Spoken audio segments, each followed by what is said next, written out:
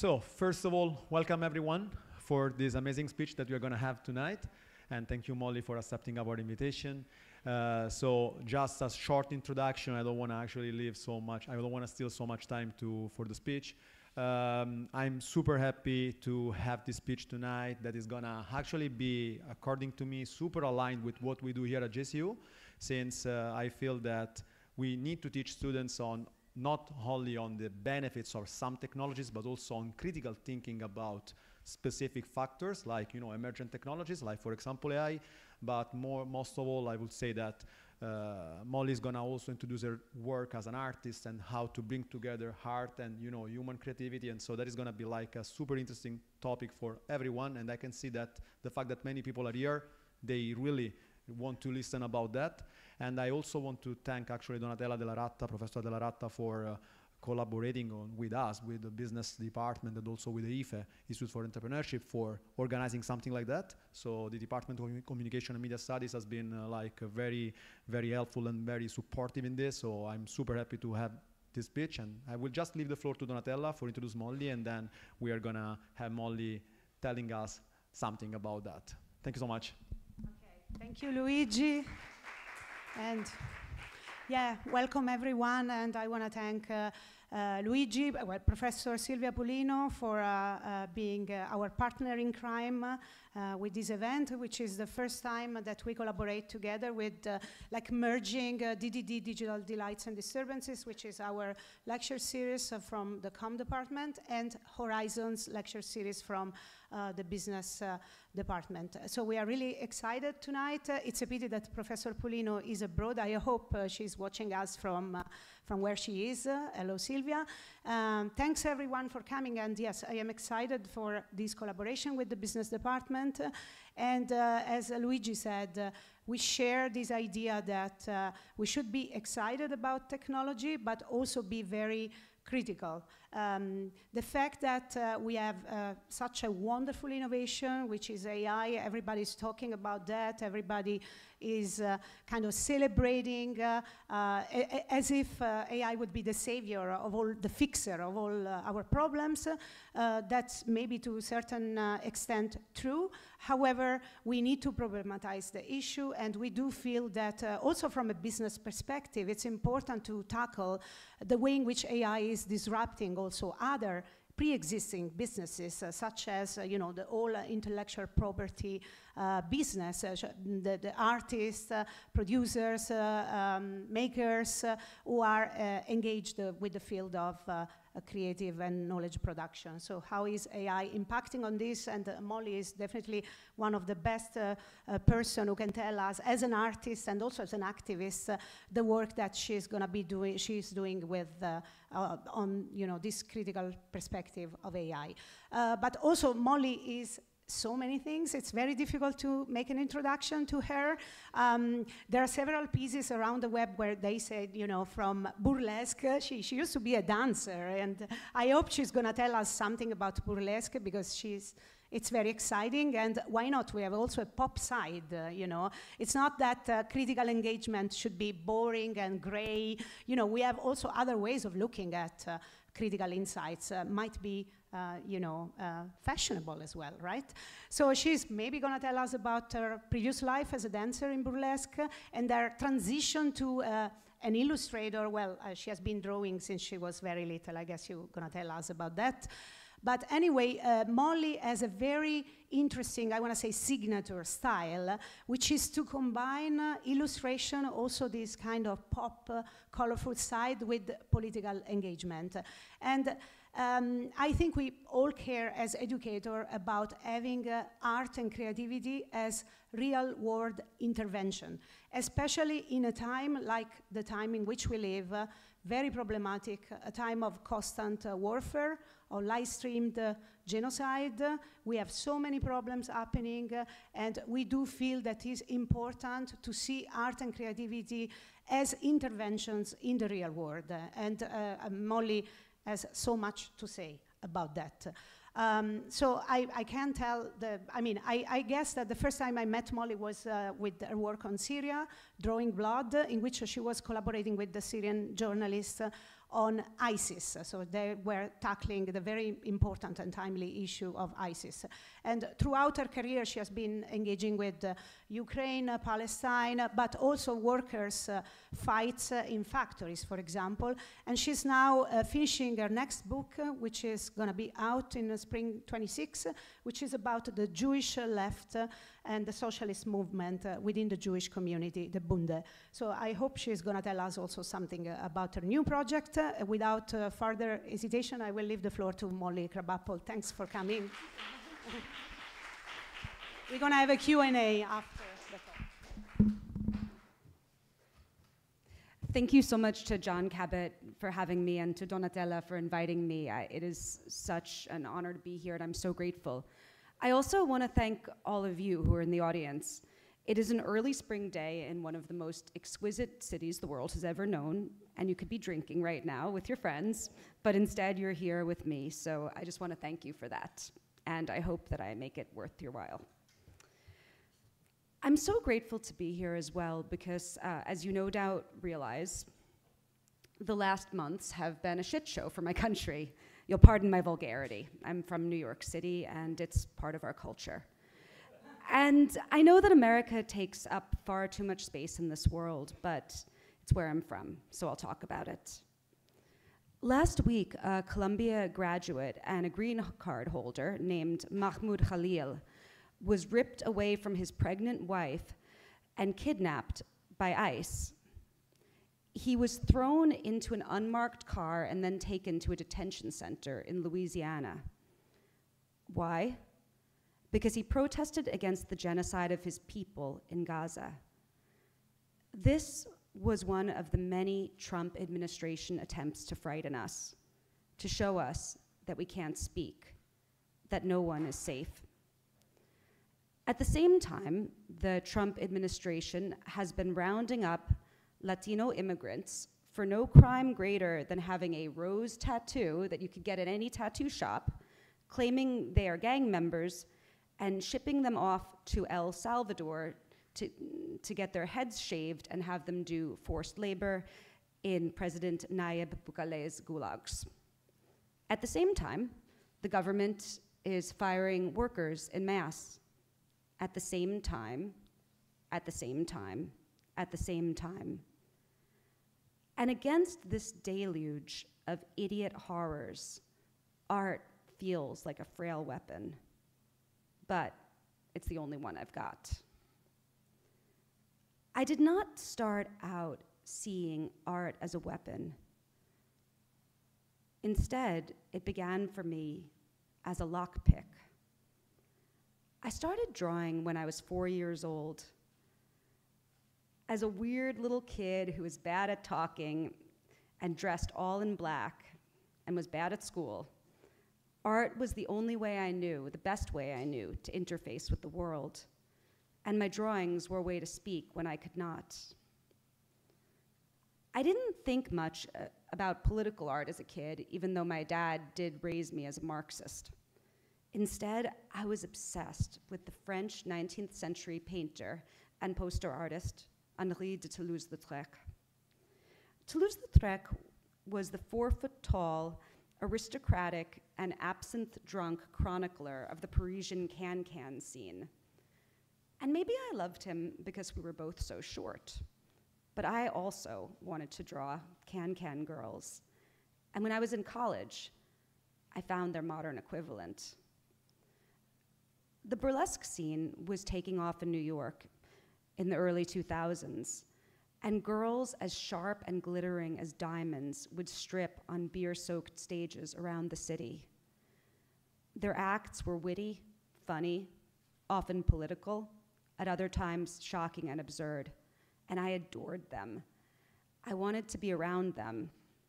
At first, I started as a dancer, as Donatella said, but I was extremely untalented at it. I think I mostly did it because I wanted to hang out backstage with them. Instead, and this is more relevant, I was there to capture them with my sketchbooks.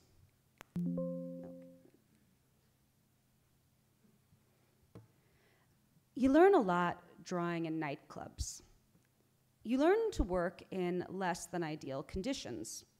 For one thing, you're in the dark. For another, you're getting shoved by drunks. You learn to size up a scene in an instant because you have to. There's no time to do anything otherwise. You learn to reduce things to their most essential parts. You learn to really look. I mean, really look. I don't mean like normal people look at things. I mean, you learn to stare. And staring in a way that is way more intimate than how lovers stare at each other during sex. I mean, staring so hard that you can see the exact pink of a girl's earlobe, or the exact angle of her shin. Then you figure out what's important, what tells the story that you want to tell. Is it the red of her dreads? Is it the muscles of his torso? And you have to get it down before they move away. These are my friends, Sage Sovereign and Max Fractal. I drew them both from life, and I could do that because I had spent so long staring at people. I got well known drawing in nightclubs. It was the start of my career. Most particularly, I drew at a really famous club in New York called The Box. It was frequented by the same bastards who crashed the global economy in 2008. They would go there after they had spent a day destroying the economy of a small country, and they would waste $10,000 on champagne in the course of a single night. And my friends would be there dancing on stage. And I was there in the corner drawing. Yet the more I drew, the more frustrated I was, because history was moving outside, and I felt like I was just painting pigs in Nero's nightclub. At that time, I lived near Wall Street, and whenever I heard shouts outside my window, I half expected it to be a pitchfork-wielding mob come to do some justice to the bankers. And then one day, in 2011, it was.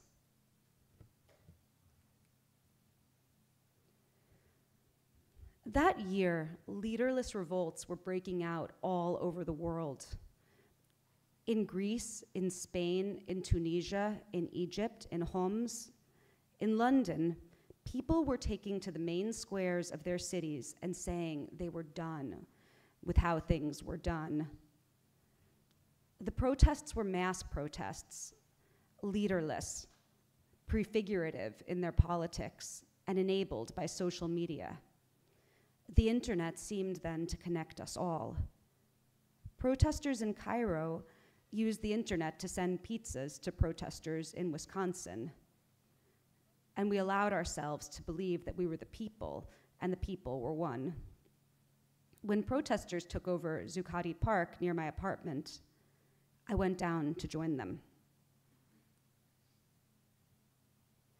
I put my nightclub training to good use, because a protest is also not an ideal condition to draw. I drew fast, like I learned, and analytically. Soon, I was making posters for the movement. That one was everywhere. The square was crawling with a generation of independent journalists who had come up not through traditional media, but through social media, and I turned my apartment into a press room for them. I soon got really jealous. I also wanted to write history while it happened, instead of just drawing pretty girls for rich people. I guess you could say journalism rubbed off on me like a rash. In the winter of 2011, the New York City police crushed the Occupy Wall Street encampment. And looking for other kindred protest movements, I went to Athens with the journalist Lori Penny to document the anti-austerity protests there.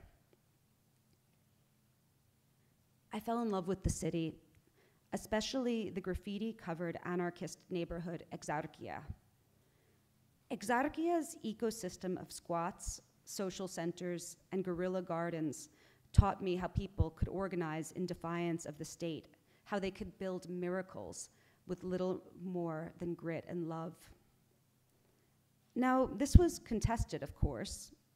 The neo-Nazi Golden Dawn Party was the third most powerful party in the country, and it was terrorizing immigrant neighborhoods. The cops and the anarchists clashed every single Friday on Exarchia's borders, but the police kept mostly out. A decade later, the police have won, and the anarchists have lost the main square, which is surrounded by a 10-foot-tall wall like it's some sort of prison, under the pretext of building a subway station. But the forces of Airbnb are just as much to credit for Exarchia's fall.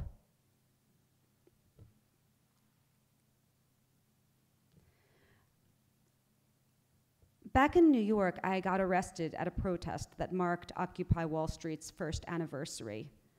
I wasn't doing anything brave. I had a cop drag me into the street and then arrest me for blocking traffic. I think they chose me because they thought I wouldn't put up much of a fight.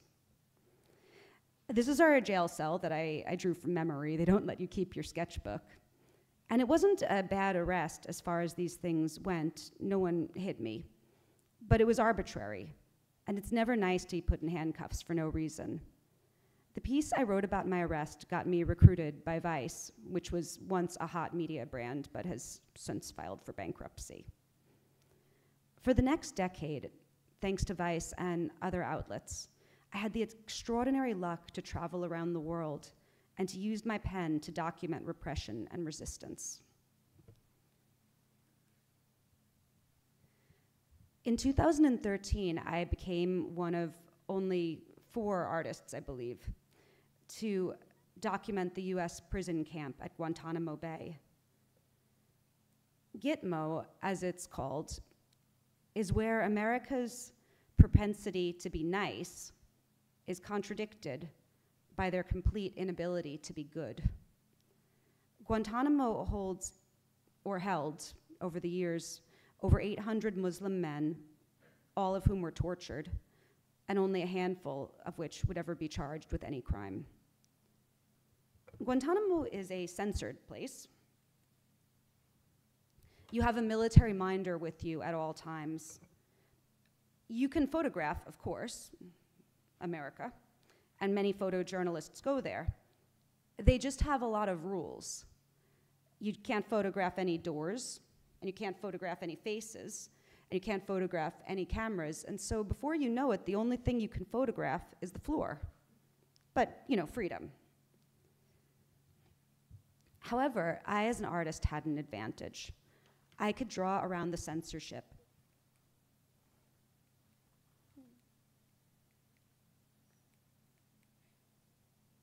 Oh, that's their slogan, honor bound to defend freedom. I could draw around the censorship, and I could also make it explicit. Instead of hiding the fact that I couldn't draw people's faces, I drew them as blank, smiley masks. Gitmo is also the place that shows that Americans have no ability to recognize their own irony. It has that slogan, honor bound to defend freedom. It has a gift shop, which is a bit like selling beer at Buchenwald. It has a karaoke bar. It has a Camp X-Ray, which is a series of outdoor cages that were once used to imprison Haitian refugees. Then were used to imprison Muslim men kidnapped during the War on Terror.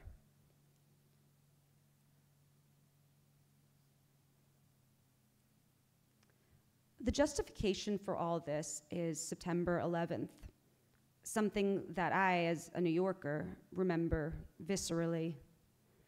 And the planner of September 11th, Khalid Sheikh Mohammed, is also imprisoned at Gitmo. He will likely never face trial. He has been tortured so much that his confessions are inadmissible, and the Bush administration made a strange Alice in Wonderland sort of law that no one can figure out how it works. Instead, the military court churns through endless pretrial motions, and artists like me draw Khalid Sheikh Mohammed through 3 layers of bulletproof glass, and a military censor puts a stamp on each sketch. You can see the stamp. At the time I was at Gitmo, there were 70 odd captives out of the original 800 kidnapped men. They were on hunger strike against the indefinite detention. It was during Ramadan, and the military told me that out of cultural sensitivity, the guards force-fed the detainees at night. They chained them to that chair that I drew and forced a tube down their noses and pumped a protein shake into their stomachs. The military refused the word force feeding for this. They called it e-feeding, as if it was some sort of internet thing. Now, all of these horrors were built on a complete erasure and dehumanization of the prisoners. All prisons, or most of them I should say, are built on this sort of erasure, but Gitmo exceeds this. I was only allowed to see these tortured and imprisoned men for a few minutes, and only through a one-way mirror so they wouldn't realize I was there. This is so that they couldn't communicate. At previous times, when the press had come to Gitmo, the captives held up signs protesting their innocence, and the military didn't like that. I had to scribble out where their faces were, in case I drew them later from memory. For the military, memory was contraband in Gitmo. And now Trump is sending immigrants to Gitmo. As the writer Adam Sauer says, the cruelty is the point.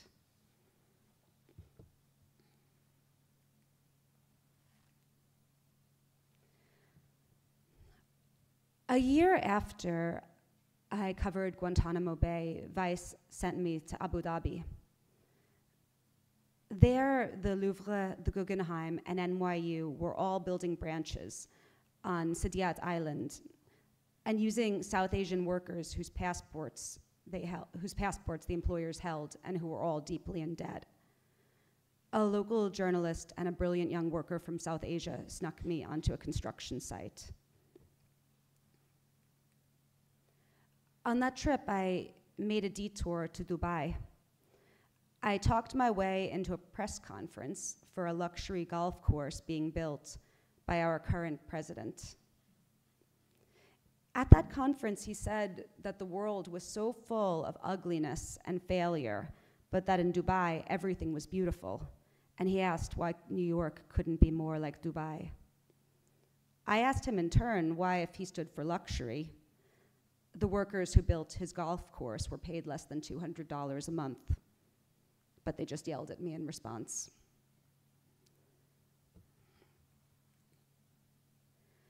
In those years, the worst war in the world was taking place in Syria, where the Assad regime had repressed protesters with horrific torture and barrel bombs. Over 1 million refugees poured into neighboring Lebanon. I visited the city of Tripoli to meet some. I met Samar in the impoverished Bab al-Tabana neighborhood.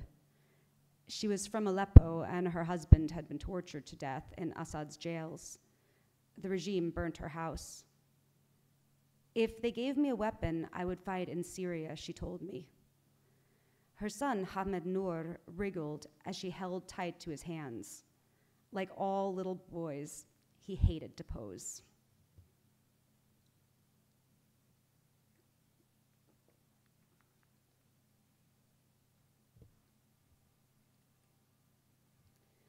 I visited Syria the next year with the journalist Patrick Hillsman.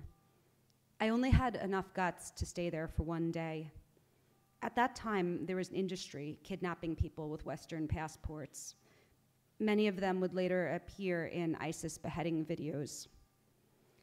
We visited the Bab al-Salama IDP camp, huddled against the Turkish border.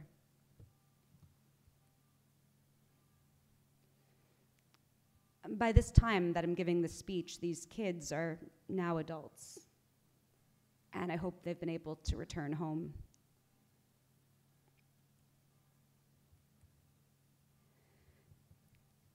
If I kept doing work about the Syrian war, it was thanks to the journalist Marwan Hisham.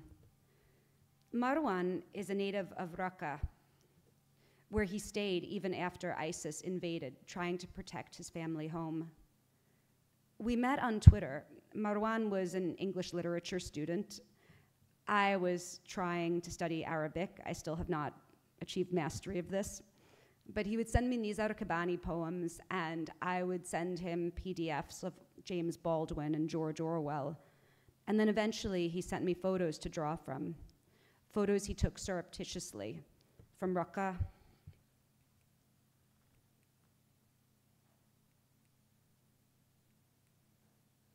and from Mosul, both cities occupied by ISIS. And then from the front lines of East Aleppo, which the Syrian government was decimating with bombs.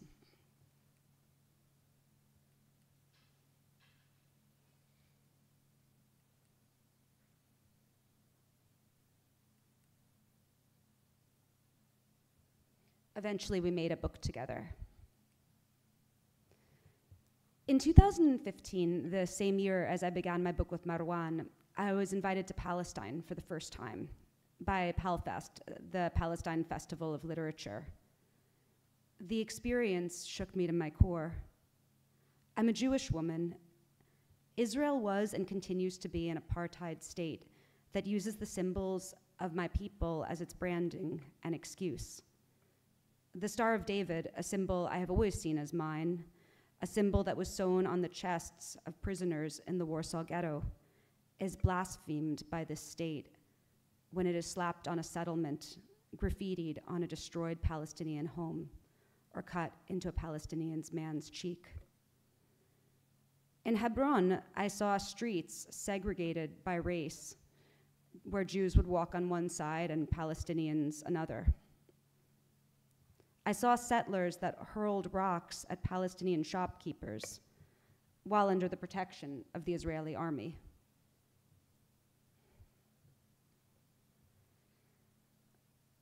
But it was not just the oppression, egregious as it must have been, as it was, as it is.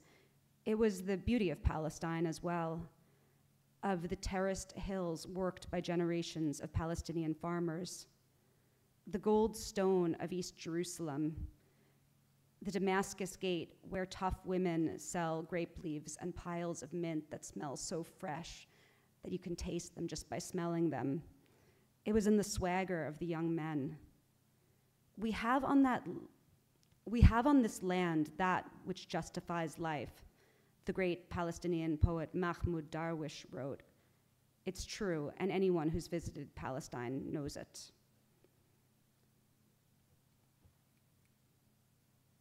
That trip, I also had the luck to be able to visit Gaza. It was 2015, a year after Israel had invaded Gaza under Operation Protective Edge, and the first neighborhood I went to was Shujaiya.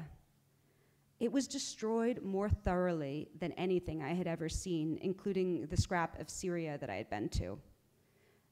First, the IDF bombed it, then they sent in tanks that shot it, then they sent in bulldozers.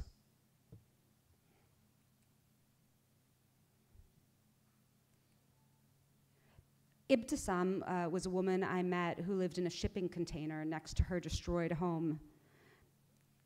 Yet she still served me sweets, even though I was the one visiting from a country that funded her home being destroyed.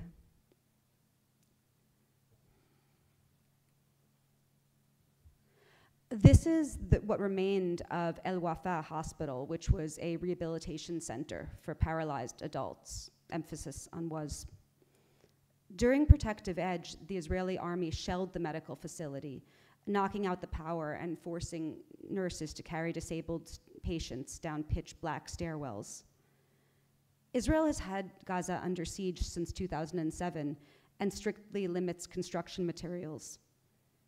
These construction workers were salvaging rebar from El Wafa. Now, rebar, after it's been bombed, is such a violent-looking material. It looks like coiled snakes. It looks ready to strike. It looks like it can kill, and it does. But these men were straightening it with hand tools to use it to build again. Israel murdered 400 people in Gaza yesterday, and it has reduced most of the land to poisoned rubble. May they rebuild again. But what I remember most from that week is not the rubble or the overwhelming claustrophobic smallness of the Strip. It was the commitment of people to make beauty. I remember the horses that people rode in the beach, the fishing boats that gave rides, the parks where parents blinged out like little Hot Wheels cars with disco lights and speakers and plastic flowers for their kids to ride. I remember that defiant commitment to live despite everything. History keeps moving like it always does. In 2016, Trump was nominated as the Republican candidate for president. The Democrats crushed a populist movement around the Vermont socialist senator Bernie Sanders and pushed Hillary Clinton as their nominee. I was there to draw the first Republican convention where Trump accepted the nomination. It seemed like a joke. All of these bleached blonde orange women with guns strapped to their legs, lunatic conspiracy theorists talking about sending George Soros to North Korea, people who thought the earth was flat. The media pranced around like a bunch of donkeys, looking for some violence to cover, braying nonsense on TV. Younger journalists kitted themselves out in flak jackets, hoping for some photogenic violence, or at least a good photo of themselves for the dating apps. All of Trump's old enemies bowed down to him in the same sexless, sadomasochistic ritual that they're doing this time around. And everything was surrounded by the cops. I drew on the riot line.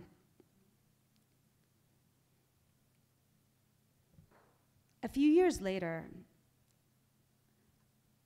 a hurricane called Hurricane Maria devastated Puerto Rico. Puerto Rico is an American colony in the Caribbean where my father comes from. It was colonized in 1897. And it was wrecked by the hurricane. But it wasn't just wrecked by the hurricane, it was wrecked by the decades of infrastructural neglect that made a hurricane able to knock out the power for 6 months. Over 3,000 people died in the hurricane's aftermath. FEMA, our disaster agency, gave out tiny bottles of water or Skittles or told people to apply for aid on an app that they couldn't use because there was no internet and no power, and the app was in English, even though Puerto Rico speaks Spanish. But out of the wreckage, a mutual aid movement arose because people had no one else they could depend on. That's my friends getting the water from the side of the mountain. They set up mutual aid centers in squatted buildings. They fed each other with donated food. And they made joy out of the rubble.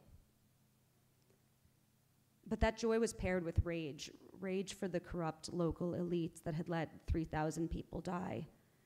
And when 2 years later, the governor, Ricardo Rosselló, was caught on tape joking about the 3,000 people dead, joking about feeding them to vultures, a mass uprising broke out that drove him from the island.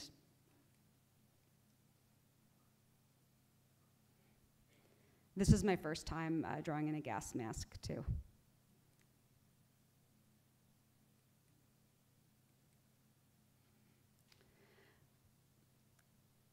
So that was my life for years. It was traveling around the world, drawing the front lines of protests, of conflicts, of revolution, and of war. Here I was at the US-Mexican border, drawing the bus station in McAllen, Texas. When people are arrested trying to cross the border without papers, they put them in these places called hieleras, that means ice boxes in Spanish, where you have all of your stuff taken away, you can't take a shower, you can't brush your teeth, where Instead of a blanket, you have a piece of like tin foil looking stuff. This bus station is where people went when they were let out.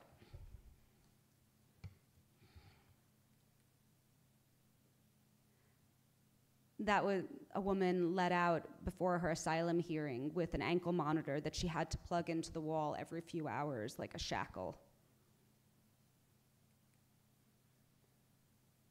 But at least they were let out. This is a mass trial for Mexican immigrants who were swept up in one of these raids. Now, these people have been crossing over the border back and forth to do agricultural work. In fact, the US agricultural system would probably collapse without their labor. Even the judge realized that this trial was obscene, and yet they all shuffled together, shackled in a chain gang, and they each had 30 seconds to plead guilty for the crime of illegal crossing.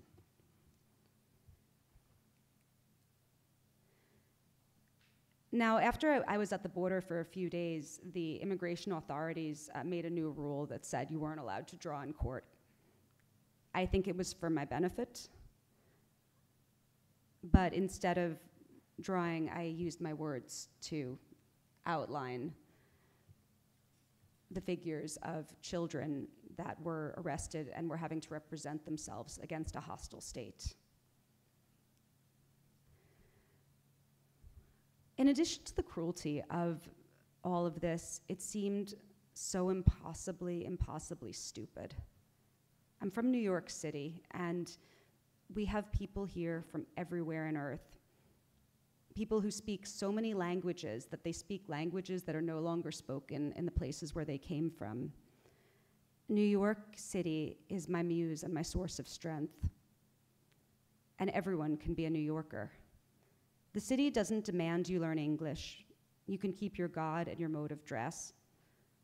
All it demands is that you yoke yourself to this punishing treadmill of place in hopes that it might open to you one day like a rose.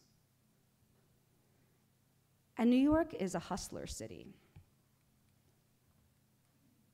One of my great joys has been documenting its working class artists.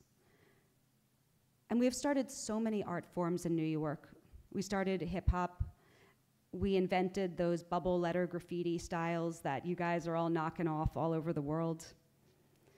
But this art form, it's called Showtime.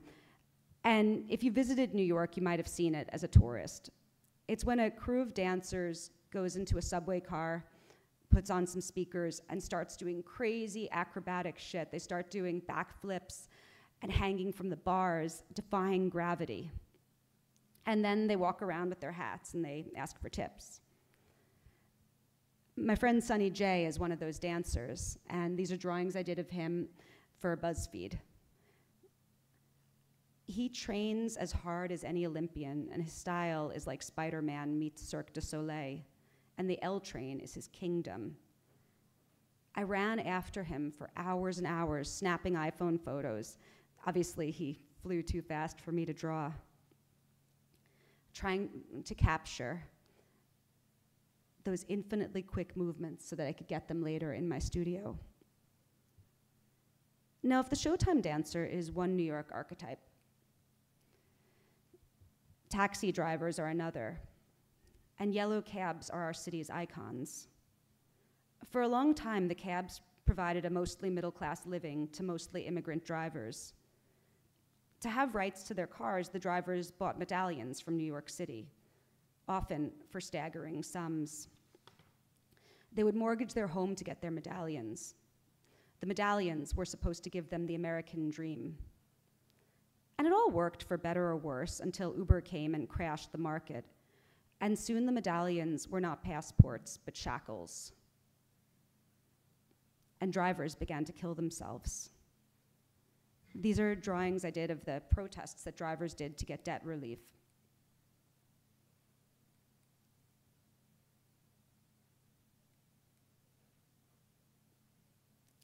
They would put my portraits of them in their cars.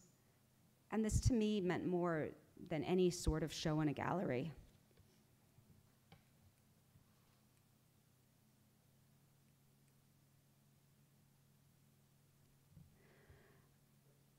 After Russia invaded Ukraine, I went there as well to document the resistance to the invasion.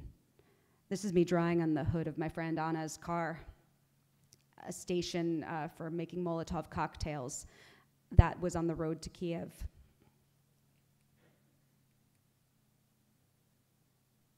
The whole city was geared up for war. People were having marriages in parks, and in the hipster neighborhood Podil, they were showing off destroyed Russian military hardware. In front of golden-domed Mikhailovsky Cathedral, kids played on destroyed Russian tanks.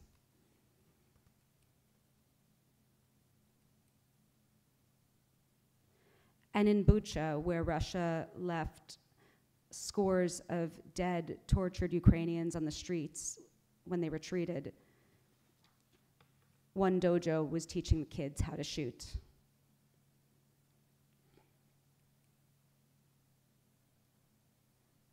I think a lot about persistence in terms of Ukraine and also in terms of Palestine, where I returned in 2023, again with the Palestine Festival of Literature.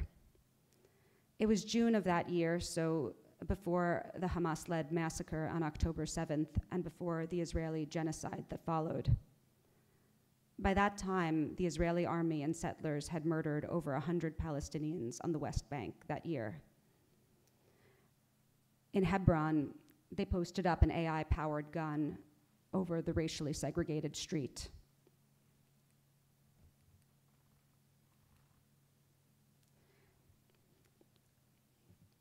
And in Sheikh Jarrah, in occupied East Jerusalem, the campaign to take over Palestinian houses and replace them with settlers continued. In Nabi Saleh, Bassem Tamimi, a well-known Palestinian activist and the father of the famous Ahed Tamimi, pointed at the settlement Halamish across the valley. And I just thought when I drew him how exhausting it must be to have to point at that same settlement for group after group after group of foreigners and nothing changes.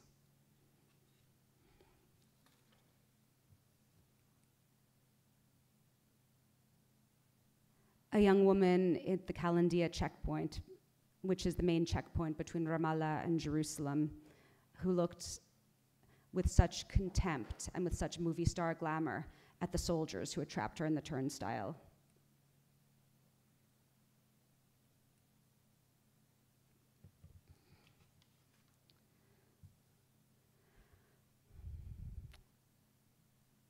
Now, the reason that Israel was able to do the genocide that they've done for the last year and a half in Gaza is because America funds it. And the genocide began during a Democratic administration. The Democratic Party refused to listen to protesters against the genocide. Democratic mayors sent the police to shut down encampments and smash students' skulls. This, combined with Joe Biden's obvious senility, set the stage for a victory by Donald Trump, who I drew here with his smug grin like a diving board for us all to leap off of.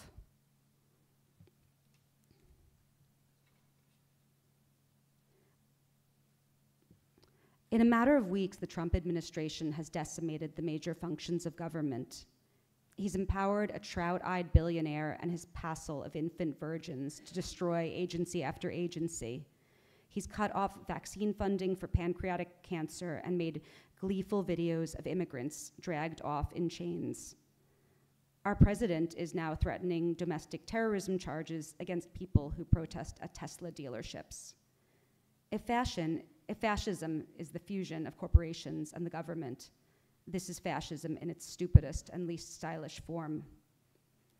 And I'll take a diversion here. Last month, The New Socialist published a viral article called AI, The New Aesthetics of Fascism. The writer, Gareth Watkins, writes, AI is a cruel technology. It replaces workers, devours millions of gallons of water, vomits CO2 into the atmosphere, propagandizes exclusively for the worst ideologies, and fills the world with more ugliness and stupidity. Cruelty is the central tenet of right-wing ideology. Watkins is right. And the Trump administration has been announcing massive investments in AI and posting idiotic AI-generated videos with fantasies about turning Gaza into a Mediterranean Vegas. Now, artists like me have been screaming about AI image generators for years because they're powered by our stolen work. In order to train these image generators, corporations like OpenAI suctioned up billions of images, everything from famous works of art to copyrighted illustrations to photos of your kid. They used our work to train their bots. And around 2022, I started to see AI knockoffs of my own work. Here's an example. Exhibit A drawing I did of the Aleppo skyline, done with my own hands. Exhibit B. Dali spits out a destroyed Syrian street, quote, in the style of Molly Crabapple. That's the prompt. I first spoke about this at the Perugia Journalism Festival 2 years ago after I saw that Google was paying literal shills, highly compensated shills, to get up on stage and say that AI was inevitable, that because it was inevitable, it was good, and that the news industry better get on board or risk being left behind. I got on stage and I said that nothing was inevitable, that technology and its course are determined by people, by money, and by power, and if we did not have money and power, at least we had people. I later organized an open letter that thousands and thousands of artists signed, rejecting the use of AI in publications.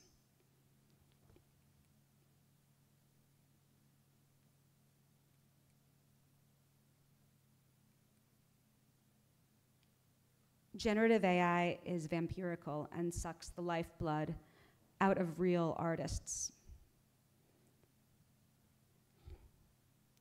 It's the greatest art heist in history. And it now has the backing of the American state. OpenAI is even trying to overturn copyright law because, as the CEO, Sam Altman, says, his generators don't work without stealing every bit of culture humans have ever created. Why does he need his generators to regurgitate our work? Because, he says, otherwise, America will lose to the Chinese Communist Party. That's where we're at. And so I'll end with a recent piece I illustrated about our country's most beloved Italian-American, Luigi Mangione.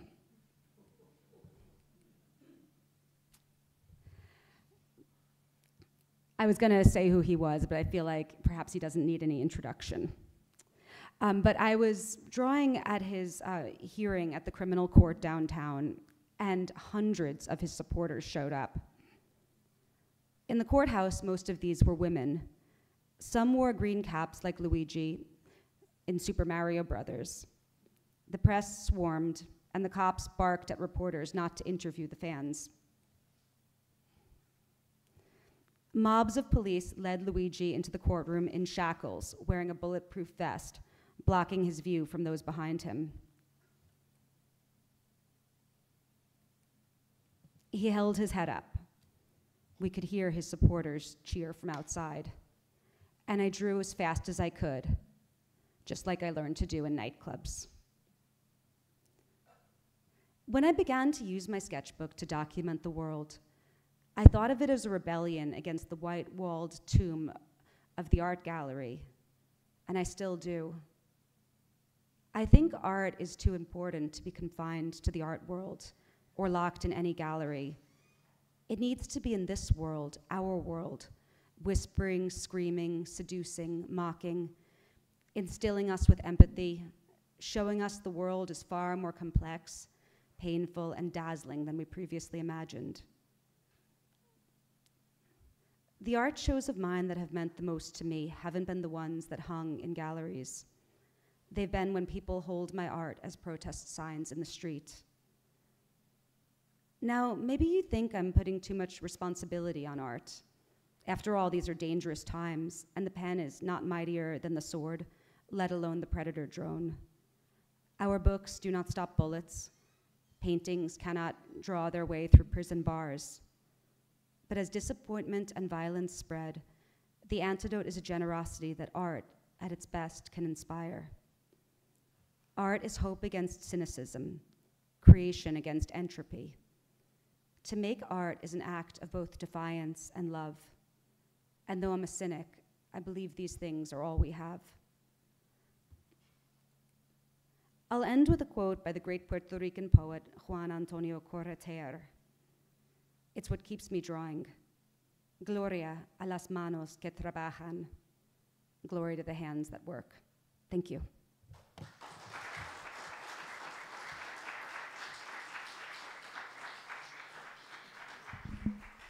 Thank you so much, Molly. This was very inspiring and also so poetic. Before opening the floor to questions, I just want to touch upon, so many aspects throughout your career. I want to go back to the AI aspect because this is also very close to me. I teach a class in critical AI practices.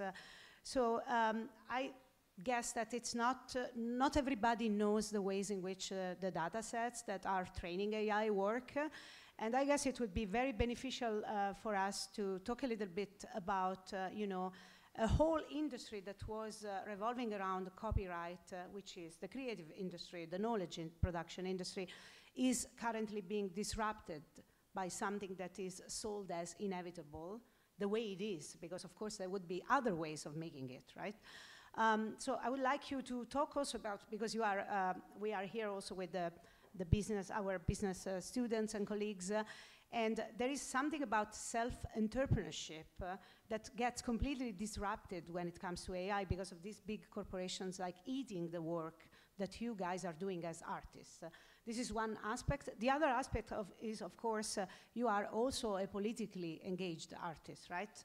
You do real-world intervention through your art. And I think it's very disturbing to think that some generative AIs have been trained using your work that then ends up training surveillance systems. So basically, the checkpoint that you saw in Hebron could have been trained using your own work. And this is, I'm telling you this from my own experience because I used to be the Arabic-speaking head of the Arabic-speaking community for Creative Commons, which is an organization like working around flexible copyright. And we used to preach, sharing in a flexible ways, like to kind of like tweak the copyright industry. Yeah. And Creative Commons images ended up being in huge data sets, being used to actually train AIs that are currently surveilling or killing people, which was, of course, not the original objective of Creative Commons, which, in fact, wanted to foster creativity and business also, right? But sadly ended up, to some extent, training these systems. So I would like you to elaborate a little bit on this. So sorry for the long introduction. I guess that not everybody really understands how the AI works. So it would be great if you could. Of course. So what they call generative AI, which includes both things like ChatGPT, that does text, and image generators like DALL-E, and also, videos, sound generators, all of that. In order to make these generators, you have to suction up billions upon billions upon billions of inputs. And these include both copyrighted work, but also deeply personal things. For instance, people's private medical photos have been found in the databases, the data sets that were used to train Stability AI. I'm sure they're in the DALL-E data set. We just don't really know because it's a black box. So they suction up all of this copyrighted work without consent, without compensation, and they use it to do a generator that makes knockoffs of the work, a plagiarism engine, a bullshit machine. Now, none of these generators can produce anything as good as a real person can produce, but it won't matter. And the reason it won't matter is because they work faster and cheaper than any human could. Now, why do they work cheaper?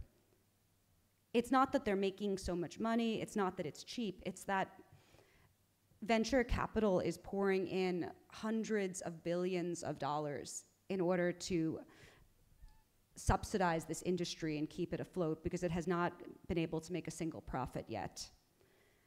And what are the costs besides just the cost to, you know, the lives and the livelihoods of countless creative artists? The costs are also the environmental ones. To train AI, you need something you need chips by NVIDIA. And these chips have gold, they have tungsten, and they have a bunch of conflict minerals in them. So quite literally, when you're training AI, you are using the labor of semi-enslaved kids in the Congo. Now, in addition to the chips, you also need a lot of water, right, to cool the data centers, and you need a lot of power. And even to do an AI search requires exponentially more power than to do that same search with Google. So just the sort of mass scaling of AI that we're seeing now is completely incompatible with any attempt to halt climate change. It's causing the exponential warming of our planet. Now, I've talked about how AI is not as good as people at anything creative. So why do bosses want it? They want it because it's a way of disciplining labor. It's a way of taking someone who was like an annoying, finicky artist, you know, who had hopes and dreams and opinions and a family and a physical body, and saying, we don't need you to be a unique artist anymore. If you want to work, your job isn't going to be an artist creating worlds anymore. Your job is going to be photoshopping bunions off of the crap that a generator produces, and it's going to be something that we can replace you with anyone else to do, and it's going to be something that we pay you a lot less. So essentially, in my view, generative AI is just a tool for making the world worse on every level, environmental, cultural, labor, all. Thank you, Molly. I guess we want to take some questions from the room. Please, don't be shy. Don't let me monopolize the conversation. Thank you. Well, I really like how you use memory and illustration to capture scenes where we wouldn't otherwise see it because there's no cameras. Are there other places that you would want to do that in the future? Places that you want to capture that are outside of our normal vision? I've really been very honored to do that with prisons. I think one of the best usages I've ever seen of this is Joe Sacco. He interviewed people who had been detained by Israel, and obviously, like, there's no cameras in these detention centers, right? I mean, nothing that is available to the public. And so he interviewed these people, and he did these amazing pictures that don't just get like what the tiny room looked like, but the visceral, claustrophobic experience of indefinite detention.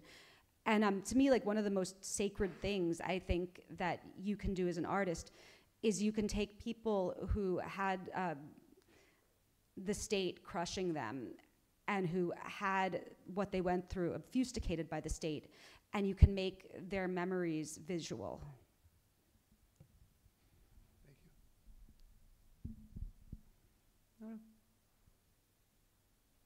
Yes. Thank you very much for everything that you said. I just wanted to make a point on one of the notes he said of the commitment of people to make beauty throughout these situations. How do you balance showing the pain and the struggle with the beauty? Because it still exists, and I feel like we often just emphasize the bad instead of showing that there's a balance. How do you navigate that as an artist in this world that we live in? I think you are so right. And I think, like, one of the most dangerous things is how, because people are poor, because people are victims of a war, they're just shown as these like suffering people that live amidst rubble. I think what it does is it normalizes the suffering, right? It dehumanizes them. It makes it seem like these people always lived in rubble, as opposed to that these are people who each of them was a universe. And I think what I do is I always like, I guess I always would focus my stories on people who I thought were really smart and funny. Yeah, people who are just like smart, funny, kind of defiant of the world. I would always try to also show the details of how people have created beauty, even in like the most unlikely places. Like even these women who would live in these tents in the Bekaa Valley, and they would make like the most gorgeous like murals inside the tents, and they would like take like, even if they had just like shattered mirrors, they would arrange them into this perfect things. And I just think that our capacity to create beauty, and also our capacity to mock and be sarcastic and laugh, are the most human things about us, and they're things that no oppressor should be ever like dare to even imagine that they can take from someone.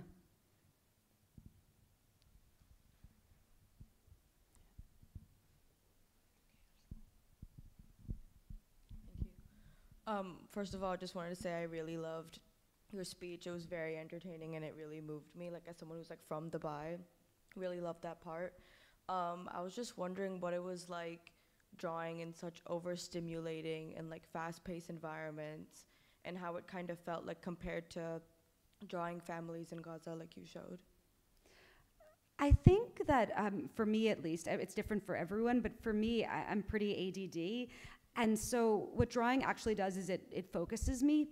So like, let's say I was drawing that lamp over there, right?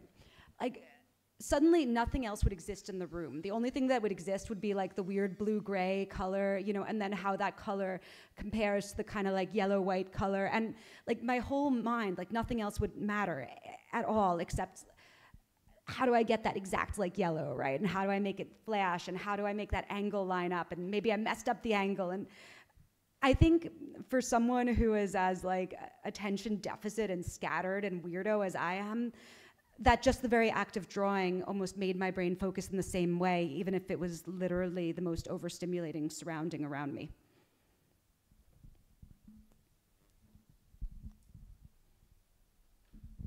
So as you said, AI is always, sorry, I get really nervous when I speak in public. AI is used in the data sets content that is stolen. So do you think that there's an ethical way of using AI, especially for art? Because I think that it could be also a powerful tool to use in art creation. I don't think there's any ethical way to use the major AI image generators like DALL-E or Stable Diffusion. I know that there are other artists that train the AI exclusively on their own work, and I think that's an ethical way to use it, but I don't think that you can use these data sets, and I don't think you can use AI that is trained by those data sets ethically at all. I think if you want to do something ethical, you have to build it yourself.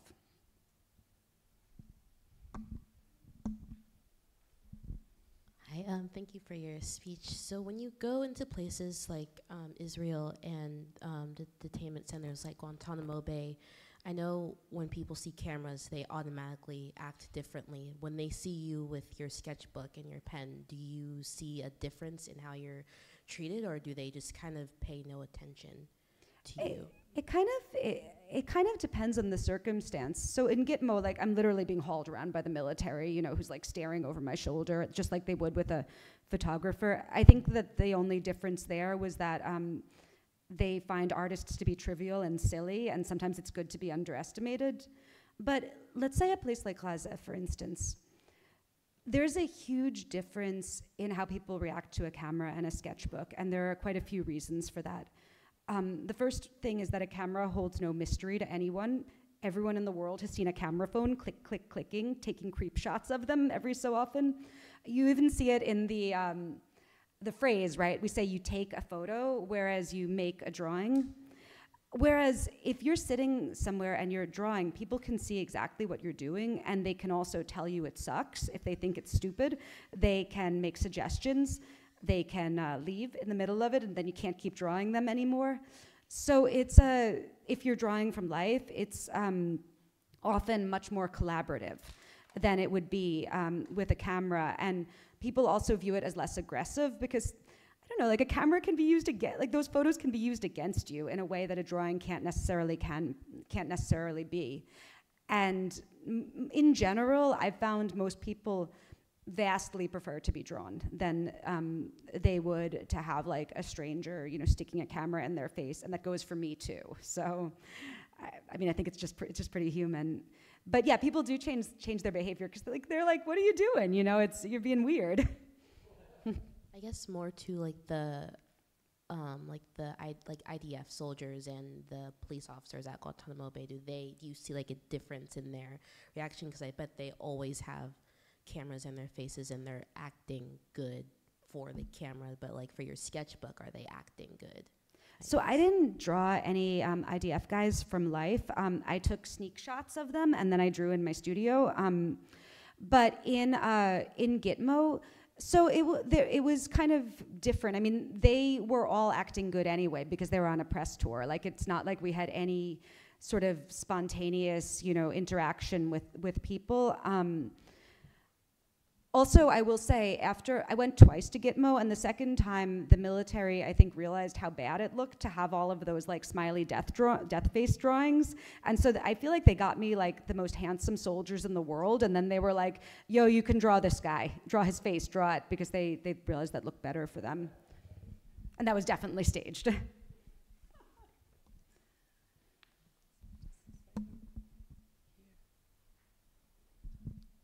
Hello. I'm Latifa, and I'm from Dubai, and pure Arab and Muslim. First of all, thank you for sharing the reality about Muslims and Arabs and what's happening out there in the Arab region. Because until now, until 2025, some people are still doesn't know about the reality and what Arabs they are facing.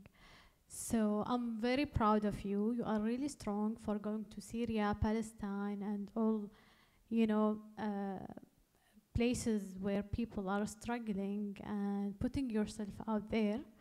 And my question is, how did you handle like your mental health after seeing all these scenes? Because you seem really strong. Thank you so much, and yeah, I want to echo what you said about the complete dehumanization and racism that Muslims and Arabs have faced in the West. It's fucking disgusting. I can't say I handled it very well.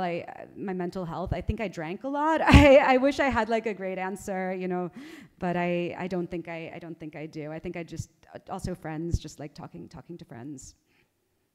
Thank you so much. You're welcome.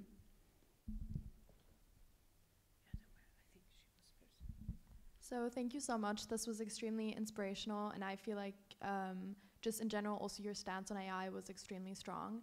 And so I was wondering if any of the artists that you might have previously worked with or alongside with, if they are shifting towards AI, and if you've kind of had conversations with them about the ethics or just in general the topic of AI.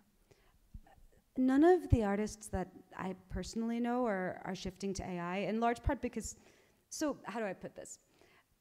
When you get into art, you're not going to be rich, right? We only do art because like we really like to do it. Like there's no other reason. And so we like to paint, like we like to draw. There's nothing that AI can possibly give us that makes our lives better, because the mere act of doing our work with our hands is what we love, and it's why we got into this business. If we thought it sucked, we wouldn't do it. It's not like a washing machine, right? Like I'm really grateful that I don't have to wash clothing by hand. I would not want a world where I was doing that. But I would not be grateful to have doing physical drawings taken away from me. At the beginning, when AI first started coming out, I had some friends more in like, I guess like the journalism world, or I don't know, more like thinkers or whatever, who thought that it could be positive. But as the reality of how it's just decimating industries and impoverishing people became clear, and also as the contempt that the CEOs of these AI companies feel for artists became clear, the view of AI in my milieu is pretty unrelentingly negative. But of course it's different, you know, in other milieus. Hi, Molly. I'm a fellow New York City girl as well. In terms of AI and the data sets, I think what's so interesting is the way that artwork, particularly like your life's work, can be sort of transcribed and coded into a very binary effect, either 0 to 1. And your work has such a depth of meaning. And how are you as an artist, and also just other artists as well, coping with the situation of AI where your artwork and your life's work have a very specific meaning in the way that AI can sort of take the meaning out of your work that is so important to you? That is such an important question. Yeah, sometimes I feel like the people who made these tools, they just don't understand what art is. Like, they think it's just a product that people would be happy to like push a button and then the product is excreted, And I mean, for me, I'm revolted by it. It doesn't hurt me professionally, personally, because I'm lucky enough to be established. And I think that there's always going to be kind of an elite of people that have their work commissioned almost as a status symbol. I think the people that it's really, really hurting are two groups. The first group is just young people who are starting out, who aren't going to be able to do the, how do I put it, like the sort of skill building, smaller jobs that I certainly did, to find my own style. And then the second group of people that it really hurts are illustrators, and I'm gonna just talk about illustrators here because that's my field, but it goes for other fields too. Illustrators that have spent their whole life just being good and being hardworking, but who didn't like build a brand, they didn't go on podcasts, they didn't like take sexy selfies of themselves, they just were good artists who worked hard and met deadlines. Those people are being decimated right now. They are being impoverished by AI. It's devastating.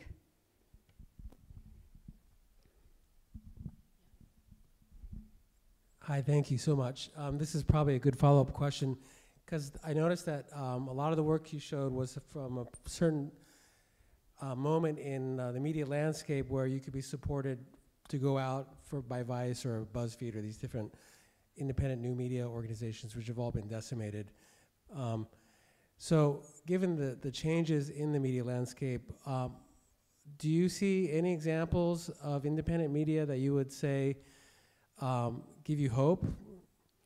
Yeah, I do. I'm gonna talk about ultra-local ones first. So in New York City, there are these pretty amazing media collectives like Hellgate that are paying their journalists living wages to cover like local politics and like just our city at this really granular level that people like just need to be informed about the city that they currently live in.